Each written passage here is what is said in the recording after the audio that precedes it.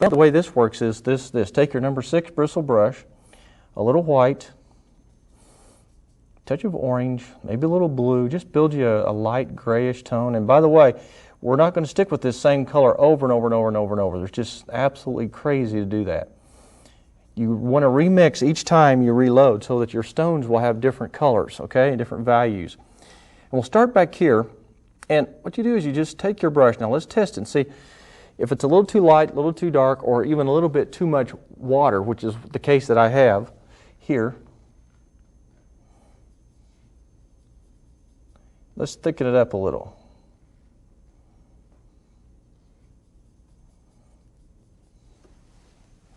Okay, what I'm going to do here now, just watch this. I'm going to start my stone procedure. Now, I don't know how to explain this, but now as they come forward, they get bigger. Okay, now it's just like anything else. Now, you could go in and hand do them with your charcoal one at a time, sketch them in there and see how, well, you can do that for yourself, but I'm not going to do that because I already know how to do that with my brush. But you can go ahead if you want to. Now, see, I'm going to do this now. As I do the next one, I leave a space. Okay, I'm making it a different shape and a different size. It's no big deal. The next one, I kind of fit in there. It's like putting together a jigsaw puzzle. And there's one right next to it here.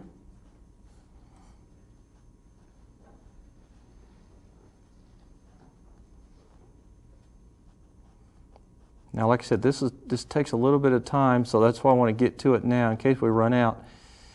At least we will have gotten enough of the other stuff done that you can see. Now notice this one's a little bigger. This one's going to be kind of small. Now you see how it's starting to come forward into more of a stone-like effect? By leaving the background coming through, and these are more like chink. They didn't use concrete probably. So now we come in here and here's one. See, it may be a little lighter color. Or a little darker, I mean. This one may stand up, this stone may stand up and be more horizontal or vertical. I may have some that are a little redder. I want to put a redder stone in here.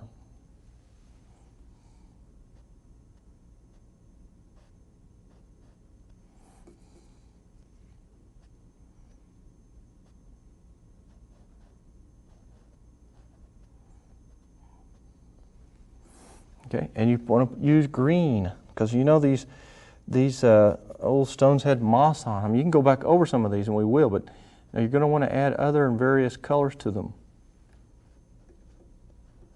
And remember to make them stone shapes. Don't make them too much like they've been chiseled out of granite and they're formed real nice. You know, that may be okay if you're building a home and you want a little more refined look, but for these old fences, they just stacked them up here, chinked them as best they could, or if they had some kind of mortar, I'm sure they used it. But the key here is to just go in there and just create this movement coming forward like this and just have fun with it. It's very much like putting a jigsaw puzzle together. Now see, these couple of rocks came out even different than those. Different color, different shape. But each one I'm going to make just a little bit bigger as I come forward. Now this is probably going to be something that just takes practice. That's why you might want to do something first with charcoal. Maybe sketch in some of your shapes so that you can just kind of follow your own, sort of like a paint by number, if you want to call it that. Now see how I'm kind of creating this effect as I come forward.